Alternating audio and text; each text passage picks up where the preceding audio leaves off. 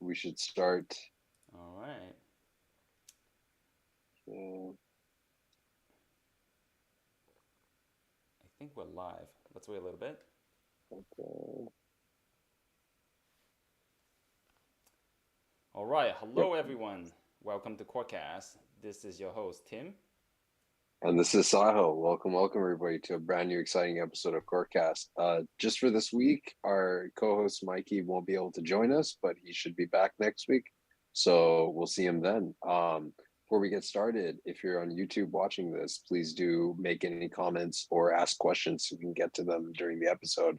And if you haven't already, do join our Discord channel. We'd love to see any questions that you have for us. So without further ado, I guess Tim, you and I were talking about this, and I guess there's certain things that are like sacred in physics when it's taught, and I kind of want to like walk through and ask you like from like high school physics to now what has changed. But so let's start with like some basic conservation laws and see like things that I've taken for granted and see like if that's actually true. So let's start with like conservation of energy. Does that actually hold, or is there something else going on with that? Yeah. So the conservation of energy, I think it's kind of taught as kind of one of the commandments of physics. Be like, you hear it, when people talk to kids about physics, that energy can neither be created nor destroyed. It can only convert from one form to another. Like thou shalt, I don't know, conserve energy, right? And you can ask like, oh well, dude, how? Like, is that real? Is that for real? Really? Like, is it really conserved? Um, the the I guess the real answer is no. Unfortunately, there are multiple perspectives to this. Well, let's go through it in the beginning. Like before Einstein came, people thought energy is conserved. Um, and then lo and behold, when they look at nuclear experiment, I mean it's conserved they haven't found any counterexamples yet. And in nuclear experiments, they realize that, for example, when fission happens, they create a tremendous amount of energy, and this is kind of unaccounted for. It's like you get a lot of energy for nothing, right? So where did that come from? And it turns out that Einstein would later come up with the famous equation E equals mc squared that tells you that energy is mass, right? So kind of this notion that energy conservation was sacred was kind of destroyed for a little bit. Then Einstein came along and be like, no, no, no, no. Energy is still conserved, except that you just have to take that into account that mass is also energy, right? And Mhm. fast forward to kind of modern physics, you think a little deeper. What is energy plus mass actually conserved? It turns out that it's to a large degree approximately true, but if you look at things from a cosmological point of view, energy actually gets diluted.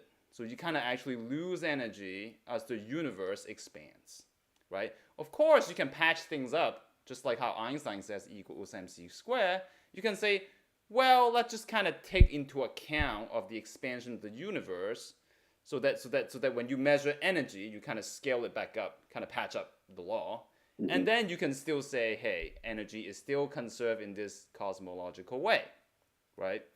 But then in my mind, you kind of just keep patching things up. In my mind, it's clear that this law isn't all that sacred, right? It's just that it exists for our convenience. And if you dig down to the math, the conservation of energy is related to symmetry, one of the principles of physics. And for a universe that's not as symmetrical, energy doesn't have to be conserved, right? So the verdict for conservation of energy is that it does not fit the bill as the most sacred laws of physics. I see. I see. I kind of want to like ask on a slight tangential is that I've heard that energy conservation has to do with time translation invariance, meaning I could like move from one point in time to another and I wouldn't be able to tell the difference between the state of the system. Is that you energy is not conserved on a cosmological scale because you can actually tell the difference at different point in time about the universe? Exactly, exactly. Because the universe Okay. has kind of a beginning, the Big Bang. And Big Bang kind of spoiled energy conservation for us. But of course, like I said, you can patch things up and be like, hey, let's just take Big Bang into account and then patch up into a new law of energy conservation. You can do that, right? But still, how sacred is that? I don't know. It's not as sacred. Like, I could imagine maybe nature is willing to give that up, right? I see. And would you also be able to talk a little bit about quantum fluctuations, how particles appear in and out, and the relationship between that and conservation of energy or lack thereof conservation of energy? Yeah. So these many of these conservation laws actually do carry out to the quantum realm. Um, and in the quantum realm, when we talk about energy, we don't just talk about kind of energy you measure instantaneously because there's quantum fluctuation. So when you have these conservations, you talk about averages, macroscopic quantity. So Mhm. if you observe a quantum system kind of just at one instances or in a very short amount of time, you might notice some some energy that might doesn't fit, right? It feels like, oh, maybe there's more or less energy than you expected. But of course, because of the uncertainty principle, you never know if you actually made the right measurement. And you cannot tell, really, because fundamentally quantum physics is uncertain. You can never remove those uncertainty completely. So the best you can do is say, hey, if you average out those fluctuations, what are those numbers? It turns out that all the conservation laws in energy will translate. If you average out those fluctuations, energy is conserved to the approximate extent that we've been talking about. So quantum physics doesn't really have to come into the picture right now to talk about those laws. Gotcha, gotcha. So let's move to another conservation law, like conservation of momentum. I mean, I would even imagine, even if you were to average over quantum fluctuations when particles pop in and out of existence, like if, or two, or like, and they get separated, if you add up their momentums, it would basically be zero. Is that a fair statement? Or like, Yeah, what do you think about to that? some extent that's also fair. And if you buy Einstein's theory relates space and time, and they tell you that space and time are one and the same. But most people don't know is that this relationship extends to other concepts like energy and momentum. And you can kind of think of it as energy as sort of like the energy of things being stationary, and momentum is sort of like the energy of things moving, right? So Hmm. in a very similar way, how space-time is related, Einstein's theory tells us that energy and the energy of movement, which is momentum, are related. So to the extent that energy is not really conserved in the conventional sense, momentum is also not conserved in the conventional sense. So the same discussion that we have applies to energy and momentum. How about it might be related, this might be a bit of a naive question, but angular momentum. Like, can I think of that as rotational energy or is it different in some sense? Yeah, that is also related, and you can kind of broaden the umbrella a little bit. You can ask, well, ultimately, the conservation of energy and momentum, where do they come from? They come from kind of some sort of fundamental symmetry of the universe, right? And Hmm. particularly when you mention, oh, time and space, basically, if you wait 1 second, the laws of physics doesn't change, or if you move Hmm. up, down, left, right by 1 foot, the laws of physics doesn't change, at least approximately, right? And angular momentum is the same kind of the conservation of angular momentum is due to the fact that when you rotate, if I rotate left, right, up, down, the laws of physics also doesn't change. So you can kind of group all of that together and say energy, momentum, angular momentum, all that unfortunately suffer kind of a similar fate that they are conserved because of some symmetry of the universe, right? So you have two views: conservation laws and symmetry. And if you imagine a universe where those symmetries are taken away, then the symmetries are also the conservation laws are also taken away, right? So they go hand in hand. I see. I can understand like time symmetry not being there in the universe, but the spatial symmetry, like if I translate from like here to like 1 inch over, I wouldn't expect the laws of physics to be different. Even at like a quantum level, there'd still be quantum fluctuations happening randomly. Right. Even if I rotate, I also wouldn't expect the universe to change. I would only expect it to really change possibly if I were to like jump to another universe that we don't have any causal connection with, where laws of physics could be very different. So within the observable universe, I wouldn't really expect there to be changing. And so if you're telling me conservation laws are based on symmetries, why wouldn't like conservation momentum or angular momentum hold? But I can understand conservation energy not holding. Well, I would say because of your exact concern, right? Because if the discussion is about the most sacred laws of physics, we have to kind of try to strip away everything and to say, if we were to build, let's say, imagine we were to find the fundamental building blocks of our universe. Like these symmetries, if they're not sacred, they have to be derived from something else. So that's sort of the perspective. Mm, If there's even any possibility for them to not be conserved, or you have to go to all those finagling of patchwork to patch it up, then it's mhm. kind of like, like how sacred are those laws anyway? So yeah, I see. I see. Can you also, before we jump into like what the most sacred law of physics is, can you talk a little bit about how sacred the laws of thermodynamics are? yeah. In the same vein, I know a lot of people has talked about, the laws of thermodynamics is kind of the most ubiquitous law. It controls the arrow of time, blah blah blah blah blah. Okay, and and if you dig deeper, uh, thermodynamics is a very emergent phenomenon. And unfortunately, the laws is a very empirical set of laws. Mhm. Thermodynamic laws only work the majority of the time, basically. And whenever it doesn't work, the system just is not in thermal equilibrium. So once again, you kind of have this patchwork scenario where it's like, it works 99% of the time, but sometimes we have systems that don't work, and there are really intriguing physical systems that do not thermalize. And then when that happens, you kind of just like, wow, too bad, Um, I see. I see. So what you're saying is all these different laws of thermodynamics, like entropy increasing, something about heat, like first and zeroth law, are all equal or based on equilibrium assumptions. yeah, basically, and all these Okay. temperature, heat, these are all macroscopic phenomena. Like when you zoom in, the concept of heat kind of just disappears. Like if you look at a molecule, how Yeah. much heat does it have? You can't really describe that. Only when you look at a collection of bazillion molecules, then you can say, hey, we can derive this approximate notion of a heat. Then it's useful, and it's only approximately useful. I mean, the arrow is very, very small, very, very Hmm. tiny, so it's helpful for us.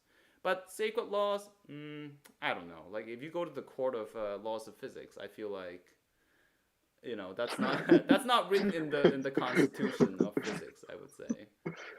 Oh man, Tim, this is such a downer. What is sacred then? Like, can I even trust in physics? Like, what else is there? I think if you think about sacred, I think you gotta dig deeper. Like something that's just like if it were to be false, it would be nonsense, right? Like what is it in the world that we take so much for granted that if we were to violate it, it would just be like it would just create a nonsense universe. Like that's what we're looking for when we talk about like sacred universe, like the sacred laws of physics in our universe. Yeah. So let's hear it. What is it? I mean, okay, there are some. Okay, there are a few. Let's just list out like a few candidates, right? Okay. One of the candidates is that in our everyday world, we don't see things just randomly flying around like magic, right? We don't see magic. Like I can't Yeah. just conjure up like a fireball and throw it at the screen, for example, right? And or like Sahil, you wouldn't just appear right next to me for no reason, right?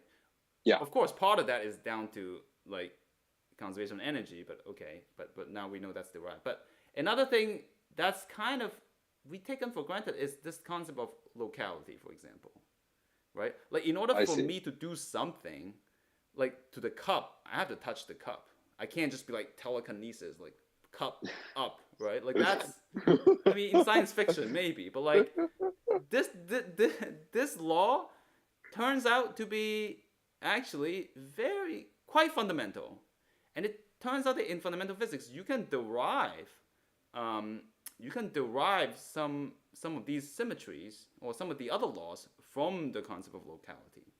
So locality is a candidate, basically. Something even more sacred, I would say, than conservation of energy. It's just kind of like, that seems sensible. Does locality also tie with that like things can't go faster than the speed of light, sort of a thing? Yeah, so there's a very intricate mathematical dance between symmetry, locality, and apparently causality, right? And Huh. causality is also something that we take totally for granted. Like, for example, my parents are born before me. Like, you can, like, what if there's a universe that I was born before my parents? That would just be nonsense, right? Like, the cause and effect becomes backward. So, kind of this ordering of events gives you a structure of causality. And it turns out that these three concepts, symmetry, locality, and causality, like, if you have, for example, if you have symmetry and locality, you actually get causality. You can prove it. That things Oh, don't go out of order. So, in that sense, you can say that causality seems so sacred, but maybe it's not so sacred, right? And you can, and maybe in some weirdly weird universe, this causality will get murky, which, I mean, I don't know what that would look like. But in any case, um, I would say causality could be a candidate and locality could be a candidate. But I think at the end, they are not deep enough. They're not like raw enough. Even those what? things, maybe they can be violated. Like, like we can talk about it. I see. I see. Well, I guess if there's like a very easy example to grok, what would you say is like an example where locality may not hold? Yeah, so Einstein kind of come up with this these really, I think this the Einstein-Rosenberg paradox, because in quantum physics you could have particles that are entangled. So Hmm. so you can have a particle on Earth and a particle in Andromeda, so far away, and then their properties might look like total random noise, but then when you bring them together, they could be perfectly correlated, for example. And that's when people think that, hey, something so far away could be related. It almost feels like magic. But of course, you cannot influence one particle for another. But still, it makes people wary that maybe locality is not really as sacred as we thought, right? I see. I see. That that makes sense. So I guess like if locality is not there, what what other quantities are there in physics? Yeah, I would say that it's sort of like when you think about questions like these, sometimes you just gotta be like, how do I put this? You gotta think even dumber. Like, what is like something that is so raw and so basic? And I think one candidate stood out, and this is sort of related to maybe tangentially related to sort of this era. Is it Aristotle? Aristotle says, "I think, therefore I am." It's sort of the fact that when something happened, there's got to be something there. And then when you ask the question, like there's things happening in the universe, right? Yeah. And that means there's got to be things. Like, what are those things, right? And then perhaps the conservation of things, whatever those things are, will be kind of the most sacred laws of physics. Just the fact that there are things that that for physics to work on, right? Huh. And you're not referring to like the physical objects that you and I interact with on an everyday basis, something like even deeper than that. Yeah, I think it's a little deeper because, in particle physics, you say, oh, is that a like what does it mean for something to exist? For something to exist, it merely has to interact with things, then it exists. The reason we Hmm. feel our hand is because the electrons are repelling, the skin of each other. We feel our hands, and there's electrical signal. These are all down to Yeah. interaction. So you can really say just the reason things exist is because things happen, basically. But like you can ask the question, when things happen, like what is it that kind of keeps happening? Hmm. Yeah. So I guess like what how would you encapsulate that thingness, stuffness of what you're talking about? Yeah, so That's how. that is very well captured by this concept called information.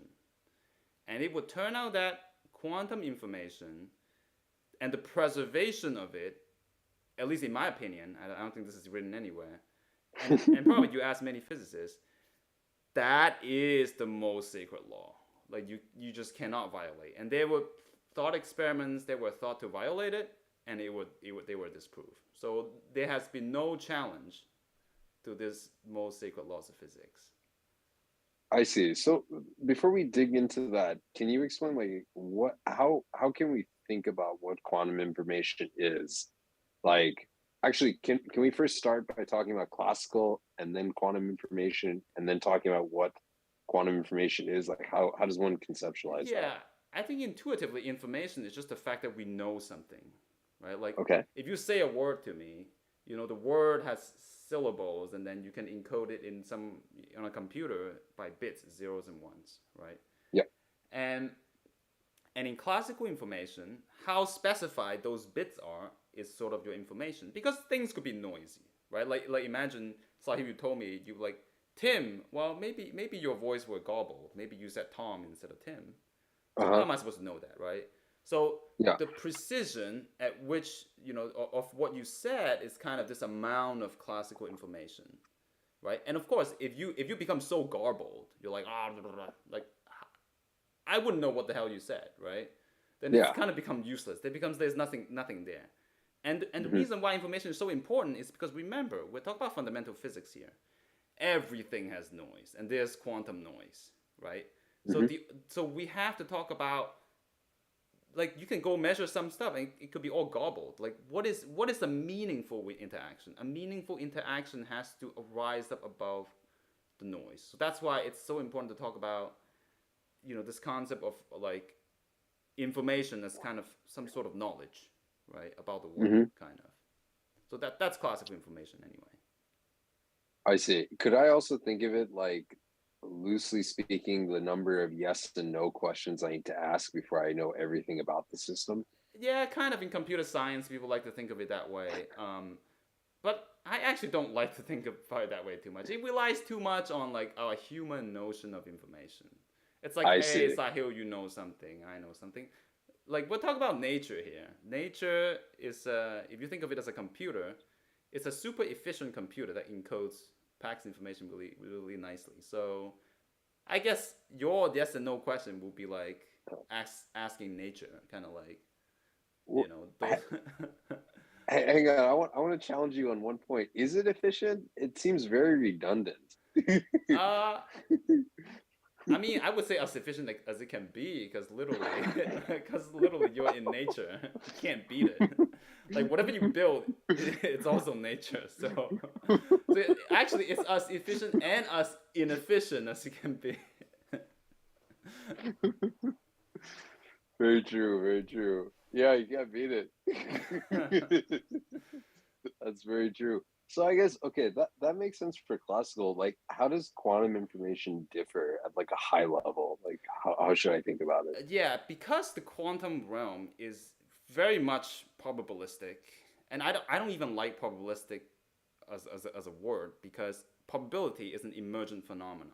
Like quantum Mm-hmm. physics is just quantum physics. It appears to Mm-hmm. us as probabilistic because that's what happens, quantum to classical. But anyway, in that probability language, we can kind of glimpse some intuition of it. Because quantum systems are probabilistic, quantum information in this language becomes kind of the sum of all the possibilities, right? As opposed to talk about how much you know about the system, Mm-hmm. which kind of is a little more subjective. I would say we need a more objective notion, and it's just the fact that there are possibilities of the system, and these possibilities they all sum up to one, for example. And that's kind Mm-hmm. of the crux of the quantum information. It's us dumb, like the reason why I say it's kind of really dumb is just that things happen, and literally it's just the probability of these things happen have to be one. It cannot be less than one. Like as they all have to sum to one. They cannot sum to less than one, or they cannot nor can they sum to greater than one. Like that's it. That's basically like the most sacred laws of physics. Is like conservation of not just information but like possibilities. Yeah, I would say possibility is quantum information. Just the fact that Uh, things could have gone this way, like mhm. that fact does not get erased. And it's a little bit mind twisting, right? It's almost like if imagine you have a quantum coin, and I flip 0 or 1, let's say, and I flip 1, and let's say it could have been a 0, right? The conservation of quantum information says that this possibility of being 0, even though you didn't observe 0, remains in the universe. It's there. Hmm. You cannot. It does not get destroyed. You cannot recreate it or whatever. Yeah, it just is there, right? Even just because you don't measure it doesn't mean that it's not there. Gotcha. And so like, and but the probabilities to us will have shifted like that. If you flip a quantum coin hypothetically and it lands on 0, then even though the possibility of it landing on 1 is like not observed, it would just be a high probability that you'll have 0, but there'll be still a very small probability of 1. Yeah, I think one has to remember that we humans, we're part of this quantum system, and Hmm. that's the thing that kind of messes you up, right? We're not like some being, like some higher being, like God, looking from above and kind of looking at all the possibilities in the world, kind of branching out. And like I don't know, is it in Marvel like Doctor Strange or what, Uh, right? yeah, Mikey, we can go Mikey with would that. know, right? Like we don't see all the possibilities. So we only interacted with one of the possibility. Let's say I flip a quantum coin, it's heads, right? Of course, to us, it's 100% heads. We all observe the possibility of heads. But then, of course, if there was a God, okay, the God will see that there was a possibility of tails, and that universe evolved differently in some ways. We don't interact with it, but it doesn't mean that it's not there. Quantum Mm, mechanically, all those possibility still is evolving, right? And this culminate in the mathematical concept of unitarity. Like that's really what it means. I see. Actually, before we jump to unitarity, which I want to ask you about, what would be the consequence if like when you flipped a quantum coin and it landed on 0 and the 1 just disappeared, it was gone, like just not there as a possibility. Like what would that mean? Yeah, it would mean really weird things. It would mean that so let's think of it this way. Let's say the coin was 50-50, right? So Hmm. 50% plus 50% equals 1, right? Yeah. That's intuitive, right? Now you're telling me that somehow the one of the possibilities is gone, right? Hmm. That means there's only 50% left. And if you had flipped the other possibility, let's say somehow you were able to interact with that system, what happens now? Like like is the universe just going to collapse on itself?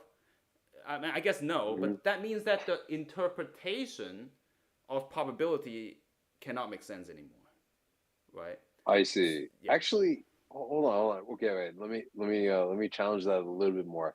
Suppose we flipped a quantum coin, we observed it was 0. Why can't the state of the system be like 100% 0 and 0? It's just like absolute 0% probability of 1. Yeah, so that actually creates a lot of problem. So what you describe is what people call the collapse of the wave function, right? It's this Yeah. thought experiment that hey, maybe when I just measure it, somehow the quantum system just says, well, screw the other possibility. I'm just gonna be like 0. Screw that, right? Yeah. Yeah. But then you have to ask the question, well, exactly when did that happen? Because Hmm. you should be able to study the act of measurement using physics itself, right? Hmm. And no one can really come up with a coherent answer because like who is doing the measurement? Let's say I didn't measure it. Maybe there were air molecules in the room that kind of measured. Like what counts as a measurement?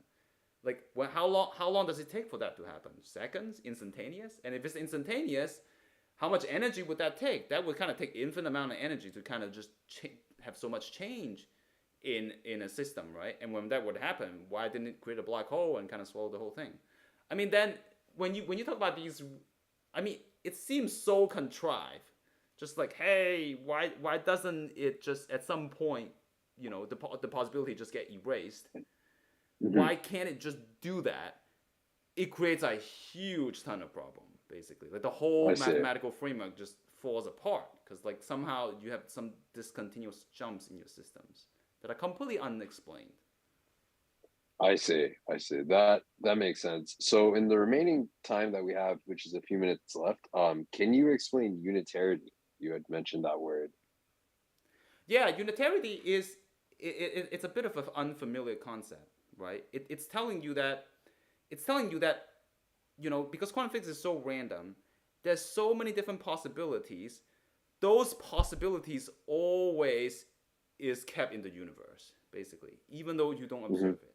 It's telling you that however life happens, the universe evolve, particles happen, all those possibilities they will go through their evolution. Like imagine the coin, right?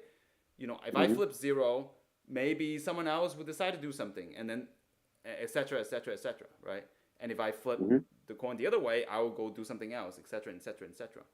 Those Hmm. two parts of the system will completely evolve differently, and maybe at some point they will come back again. It's kind of like the double slit experiment, right?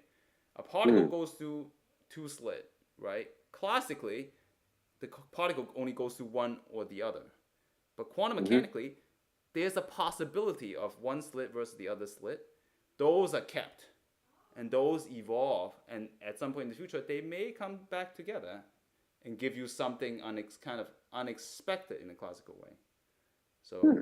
so I would say unitarity is sort of it's kind of this comfortable and discomfortable fact that you know whatever happened or does not happen stays in the universe. I'm sorry, like you go to Vegas, whatever happens, whatever doesn't happen, it's all there for the universe to see. Oh man, that is quite a thought. So yeah, so I guess on that note, I think this is a good place for us to end. Do you want to say any last finishing comments before we head out? Yeah, no, I guess that's it for you. Hopefully we answered this question. What is the most sacred laws of physics? That is unitarity. It's the preservation of quantum possibilities of the entire universe. And in the next series of this, in the next episode of this series, we'll go deeper, just exactly what that means, and how do we reconcile that, and does it have anything to do with the multiverse or parallel universes? What do those mean? So stay tuned, I would say.